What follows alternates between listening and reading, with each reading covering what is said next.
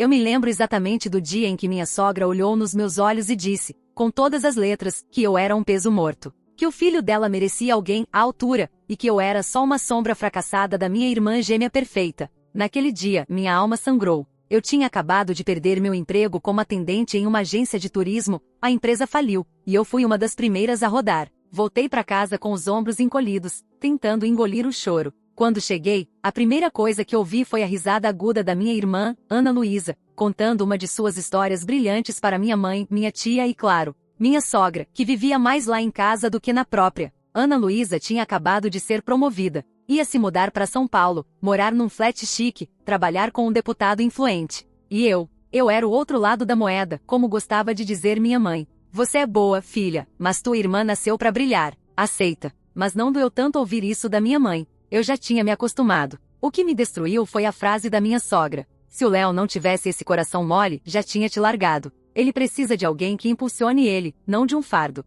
Você não serve para nada, menina. Ninguém defendeu. Minha mãe soltou um risinho abafado. Ana Luísa me olhou com pena. Minha tia fingiu estar no celular. Entrei no meu quarto e tranquei a porta. E ali, no escuro, chorei até dormir. Eu e Leonardo namorávamos há 3 anos. No início, ele me dizia que minha timidez era fofa, que meu jeito retraído era diferente do que ele conhecia. Mas ao longo do tempo, as críticas da mãe dele começaram a azedar nosso relacionamento. Você precisa ser mais expansiva, amor. Conversar com a galera, mostrar seu valor. Olha tua irmã, faz palestra, dá entrevista. Ele dizia, achando que estava ajudando. Eu me retraía cada vez mais. Me encolhia para caber no que esperavam de mim. E foi nessa espiral de pressão que o pior aconteceu. A tentativa de sabotagem veio disfarçada de oportunidade. Minha irmã, que até então só me ignorava, me chamou para ajudar na produção de um evento político regional. Disse que o deputado que a empregava precisava de alguém discreto, responsável e que trabalhasse sem brilhar demais.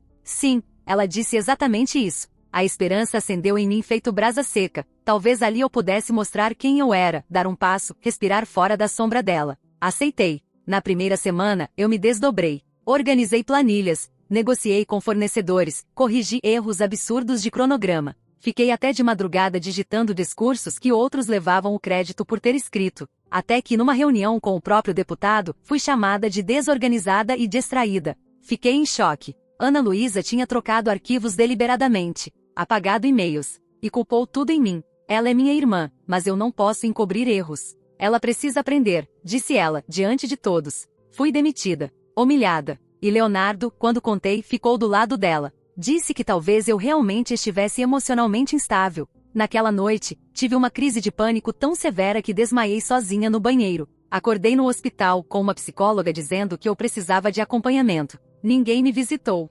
Ninguém. Do fundo do poço, nasce a fome. E eu tive fome de reconstrução. Comecei a escrever num blog sobre bastidores políticos, sob pseudônimo. Escrevia com raiva, com memória, com precisão. Cada linha era um soco no sistema que me engoliu viva. Gente começou a compartilhar meus textos. Uma jornalista me encontrou, quis me entrevistar. Recusei. Ainda não era a hora. Mas aceitei um convite para trabalhar como redator em uma equipe de campanha alternativa, uma candidata independente, com histórico de luta comunitária. Fui subindo. Fui crescendo. Lendo, estudando, observando. 2 anos depois, eu era chefe de comunicação da pré-campanha ao governo estadual. Sim, eu. A mesma que não servia para nada. Mas nada, absolutamente nada, me preparou para o dia em que o governador eleito, sim, ele venceu, me chamou no palco, diante de milhares de pessoas, e disse no microfone: essa mulher aqui mudou o jogo. Ela traduziu ideias em ação. Me guiou na escuridão. Eu agradeço, publicamente, a alma que segurou essa campanha nos ombros, minha chefe de comunicação.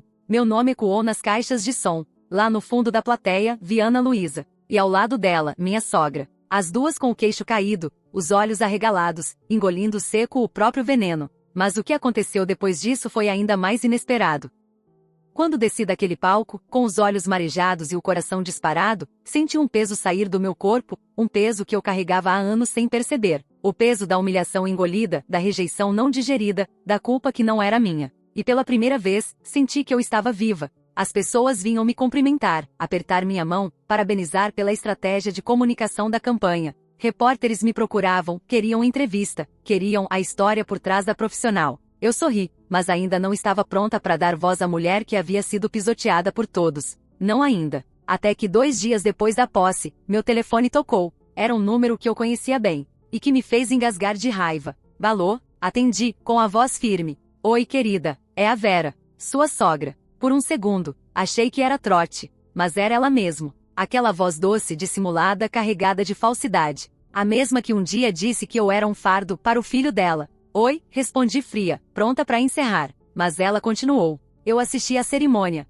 Chorei tanto, nossa, que orgulho da mulher que você se tornou. Eu sempre soube que você era inteligente. Sabe como é, eu sou mãe, a gente fala besteira às vezes. Besteira? Me chamar de inútil? De peso morto? Me ridicularizar na frente da minha própria mãe? Engoli seco. Ela emendou. A propósito, queria te fazer um convite. Vai ter um jantar aqui em casa, sábado. O Léo vai estar, claro. A Ana Luísa também. Seria tão especial te receber. Acho que a família precisa se unir agora que você está num lugar tão elevado. Elevado. Era essa palavra que agora ela usava. A mesma que ela dizia que eu nunca alcançaria. Eu quis desligar. Eu quis gritar. Mas uma parte de mim, talvez a mais ferida, quis ver até onde ela ia com aquela encenação. Eu vou, respondi. Sério. Que maravilha. Traz um vestido bonito. Vai ter imprensa por perto. Vai ser um jantar social, sabe? E se der, fala bem do Léo. Ele tá tentando entrar num cargo de chefia no governo. A real intenção. Ali estava. Ela queria me usar.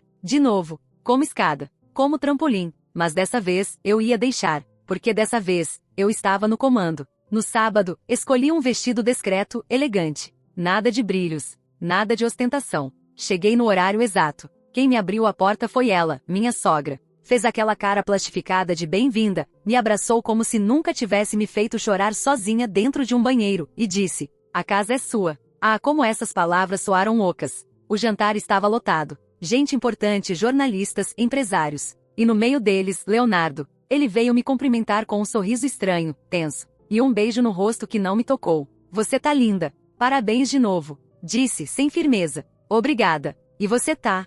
Igual. Respondi. Minha irmã surgiu logo em seguida. Ana Luísa. Com um vestido caríssimo, maquiagem impecável e um sorrisinho cínico. Irmãzinha poderosa. Quem diria, hein? Disse ela, com um tom carregado de veneno doce. Eu avisei pra todo mundo que você tinha talento. Mas ninguém escutava. Engoli cada palavra como se fossem pedras. Permaneci sorrindo. Durante o jantar, minha sogra fez questão de me apresentar a cada convidado importante. Essa é a namorada do meu filho, sabe? A cabeça por trás da campanha do governador. Uma joia rara. Todos riam. Ela era tão falsa que escorria suor. Então veio o ponto alto da noite. Um empresário dono de uma grande empresa de publicidade perguntou ao Léo o que ele fazia. E Léo respondeu. E eu estou buscando uma colocação na equipe do governo. Acredito que com os contatos da minha namorada, isso vai acontecer logo. O silêncio que se seguiu foi doloroso. Como se alguém tivesse quebrado um prato no meio da sala. Minha namorada. Ele ainda dizia isso com a cara lavada? Antes que alguém pudesse rir ou comentar, me levantei calmamente, segurei a taça de vinho, bati levemente com a colher e disse,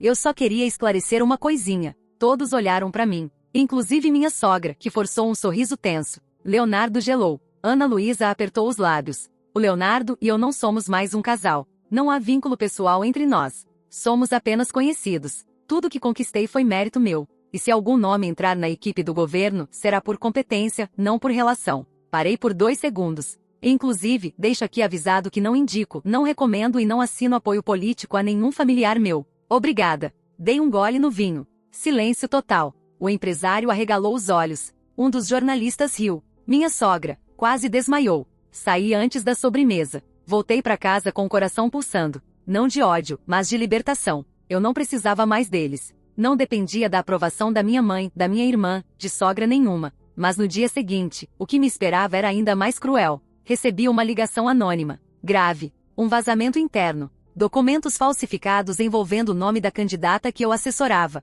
Alguém tentando me derrubar, de novo. E o pior, tudo levava a crer que alguém da minha própria família estava envolvido.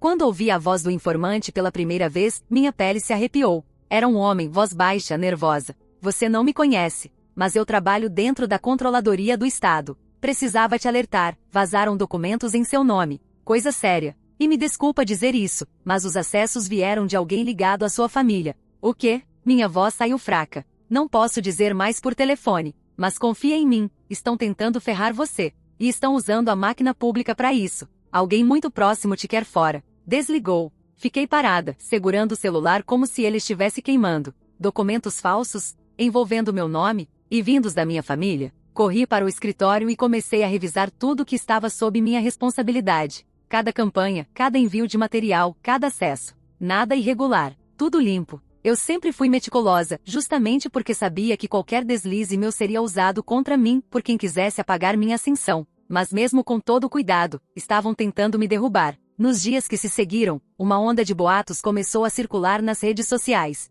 Tweets falsos atribuídos a mim, prints de e-mails que eu nunca mandei, acusações de superfaturamento em eventos que nunca passaram pelas minhas mãos. E como previsto, começaram a pipocar nas rádios, nos jornais pequenos, em blogs de oposição. Chefe de comunicação do governador estaria envolvida em esquema de desvio. Mentira. Pura mentira. A assessoria jurídica do gabinete entrou em ação. Em 48 horas, desmontamos a maioria das acusações com provas e rastros digitais. Mas o estrago na imagem já estava acontecendo. Os jornalistas mais sérios hesitavam. A sombra da dúvida pairava sobre mim. Na reunião de crise, o governador me encarou com os olhos firmes. Você acha que alguém da sua família está mesmo por trás disso? Eu queria dizer não. Queria acreditar que, apesar de tudo, minha família não cairia tão baixo. Mas aí uma lembrança me atingiu feito faca. Ana Luísa, um ano antes, havia feito estágio no mesmo setor de comunicação do governo. Tinha acesso a senhas antigas, a planilhas, a nomes. E pior, recentemente ela havia voltado a trabalhar como assessora parlamentar, com acesso aos bastidores do legislativo. Pedi licença da reunião, entrei no banheiro e vomitei. Era ela. Eu sabia. Voltei a trabalhar normalmente por fora. Mas por dentro, comecei a montar meu contra-ataque. Falei com uma amiga do tempo do blog político, hoje investigadora freelancer, e pedi ajuda. Ela topou de cara. Se for tua irmã, a gente vai descobrir. Passamos a rastrear movimentações suspeitas de arquivos, correlacionar datas de acessos, e principalmente, cruzar com os IPS que tentaram subir os documentos falsos na base interna. E então, encontramos o primeiro ponto, um IP residencial com provedor de uma cidade próxima. Adivinha de quem era o contrato? Assinado por Ana Luísa da Costa. Tive vontade de gritar, mas segurei, porque eu precisava de mais. Precisava do golpe final. Foi aí que decidi marcar um almoço. Com ela, escolhi um restaurante discreto, mas sofisticado, o tipo que ela adorava postar nos stories. Ela chegou impecável, como sempre, e fingiu surpresa. Você me chamou? Depois daquele jantar desastroso? Claro, família é família, né? Eu disse, sorrindo. Precisamos conversar. Ela sorriu, meio desconfiada. Fiz questão de falar dos boatos, das acusações, das mentiras que estavam circulando. Alguém me quer fora. E você sabe como o meio político é sujo. Ela balançou a cabeça, encenando empatia. Muita inveja, mana. Você cresceu demais. Vai ver, é algum macho recalcado. Pois é, pausei, olhando nos olhos dela. Que você tá bem? Ela hesitou. Bebeu um gole de vinho. Ando cansada. Tentando me estabilizar. Mas olha, se precisar de ajuda para limpar teu nome, conta comigo, tá? Eu sorri, e deslizei um envelope por baixo da mesa. Ela olhou, abriu, congelou, e ali estavam, os registros de IP, os prints do acesso com login dela, a conexão ao provedor residencial, tudo. Isso não é, ela começou. É exatamente o que parece. E antes de você tentar negar, saiba que isso aqui já tá com o advogado e com o setor de segurança do governo. Eu só queria que você soubesse antes. Porque eu sou diferente de você. Eu dou às pessoas a chance de entenderem que não vale mais a pena tentar me destruir. Ela estava pálida. Respirava com dificuldade. Tentava encontrar uma saída verbal. Mas não havia mais. Você não vai expor isso, né? Isso não depende de mim. Respondi. Agora, está nas mãos da justiça. Ela saiu do restaurante sem tocar na comida. Na semana seguinte, a notícia vazou. Ana Luísa da Costa, assessora parlamentar, é investigada por tentativa de fraude e falsificação de documentos internos. Minha mãe me ligou chorando. Pediu para eu reconsiderar. Disse que eu tava acabando com a família. Que irmã era irmã, e que ninguém precisava saber. Mas a verdade já estava solta no mundo. Minha sogra tentou me ligar. Mandou mensagem dizendo que tudo isso era culpa de pressão psicológica da Ana, e que ela sempre teve inveja da sua força, minha querida. Engraçado como essas pessoas só lembram que você é forte quando estão desesperadas. As investigações seguiram. Ana Luísa foi afastada. Alguns políticos tentaram abafá-la, mas a pressão da opinião pública não permitiu. E a cada dia que passava, minha posição dentro do governo só se fortalecia. Fui convidada para um fórum internacional sobre combate à desinformação. Fui entrevistada por revistas de liderança feminina. E recebi um prêmio de profissional de impacto público, entregue em Brasília com transmissão ao vivo. Mas foi no voo de volta para casa que algo inesperado aconteceu. Ao desembarcar no aeroporto, uma mulher me abordou. Você é a moça da comunicação, né? A que denunciaram, mas provou tudo. Aquela que ficou famosa? Assenti, meio sem jeito. Ela segurou minha mão e disse: obrigada. Obrigada por mostrar que a gente pode se levantar mesmo quando a própria família tenta afundar a gente. Sorri, mas o sorriso durou pouco. Na mesma noite, recebi um aviso preocupante. Alguém invadiu meu apartamento enquanto eu estava viajando. Nada foi roubado, mas meus documentos estavam revirados. E sobre minha mesa, havia um bilhete escrito à mão. Isso ainda não acabou. Na primeira vez que me disseram que a justiça precisava de paciência, eu ri. Achava que quem dizia isso nunca tinha sentido o gosto de ser acusada injustamente, de ser humilhada por quem deveria proteger. Achava que justiça de verdade era feita com velocidade, com força, com exposição. Mas naquela noite, diante do bilhete em cima da minha mesa, isso ainda não acabou. Eu entendi. A justiça real é uma estrada longa. E às vezes, as últimas batalhas são travadas no escuro, no silêncio. Eu estava sozinha no apartamento, trancada por dentro. Meu corpo tremia, mas minha cabeça estava firme. Alguém invadiu meu lar não para roubar, mas para deixar um aviso. Aquilo era pessoal. E covarde. Chamei a polícia. Registrei a ocorrência. O perito que veio analisar a cena confirmou que não havia sinais de arrombamento. A pessoa tinha a chave, disse ele, seco. Chave. Meus olhos percorreram o corredor até o chaveiro antigo que eu mantinha por costume, e um dos pares da minha porta principal havia sumido. A chave que eu tinha dado ao Leonardo, meses atrás, quando ainda éramos um casal. No dia seguinte, fui à corregedoria interna do governo. Pedi proteção institucional. Expliquei a situação. Me ouviram com respeito. Era visível que a figura que eu havia me tornado na imprensa pesava a favor. Eu já não era mais a irmã esquecida. Eu era, agora, uma peça importante dentro do governo. E alguém estava jogando sujo comigo, de novo. Minha amiga investigadora também agiu rápido. Rastreou câmeras do condomínio. O acesso no elevador de serviço às 3h28 da madrugada. A silhueta masculina encapuzada. A altura, o andar, tudo batia. Ela virou o notebook para mim e disse: é ele, o Léo. Senti como se meu estômago tivesse despencado. O homem que um dia disse que me amava. O mesmo que se calou quando a mãe dele me distratou. O mesmo que tentou usar minha posição para conseguir cargo público. Agora invadindo meu lar. Com essa prova em mãos, fui até o governador. Mostrei tudo. Ele me ouviu em silêncio, os punhos fechados. Vamos com tudo, disse, por fim. Não admito que alguém da tua história, da tua trajetória, seja intimidada. Isso vai ter consequência.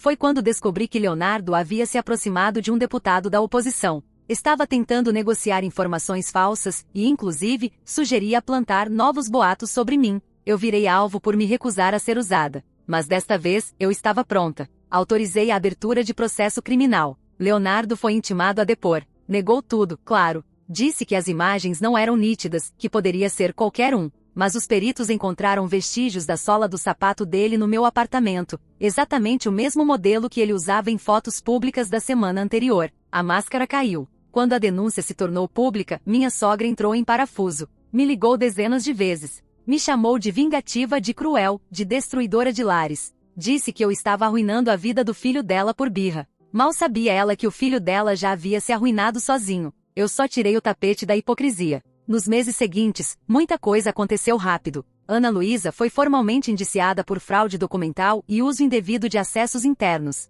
Perdeu o cargo e começou a responder na justiça. Tentou um acordo, alegando que agiu por pressão externa, mas os documentos e os rastros digitais derrubavam qualquer defesa. Leonardo foi condenado por invasão de domicílio, tentativa de intimidação e associação para fins de difamação. Cumpriria pena em regime aberto, com uso de tornozeleira eletrônica. Perdeu a credibilidade. Nenhum político quis mais ser visto com ele. Minha sogra? Ela sumiu das redes. Passou a viver em um universo paralelo, onde tudo foi culpa minha. Onde sua família foi destruída por inveja. Minha mãe? Silêncio absoluto. Nunca me pediu desculpas. Nunca me visitou. A verdade é que eu já não sentia falta. E então veio o convite. Um dos mais simbólicos da minha vida. O gabinete do governador havia sido convidado a participar de um evento sobre ética pública, em nome do Brasil, nas Nações Unidas. Fui indicada como representante principal da comunicação do governo. Sim, a mesma mulher que chorou no banheiro por não ser suficiente. A que foi sabotada pela própria irmã.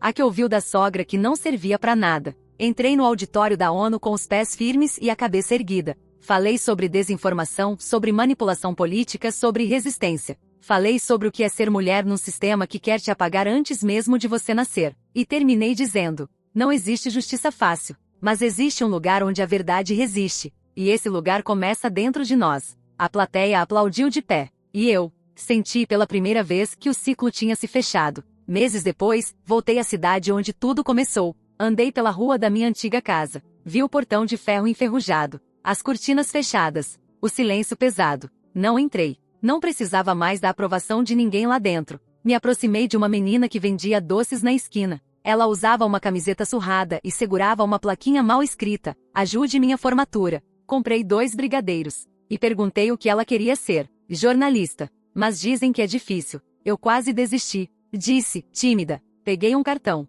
Escrevi um nome e um número de telefone atrás. Esse é meu contato. Você vai mandar seu currículo pra cá. Me escreve contando sua história. E nunca, nunca mais, diga que você não é capaz. Ela sorriu, sem acreditar. E eu fui embora com o coração em paz. Algumas pessoas acham que a pior dor do mundo é ser traída por estranhos. Não é. A pior dor do mundo é ser apagada pelos próprios. Ser rejeitada, anulada, ignorada por quem deveria te amar. Mas quando você sobrevive a isso, você não só levanta, você constrói o próprio trono. E eu, que um dia fui chamada de inútil, agora carrego em mim o peso da própria luz.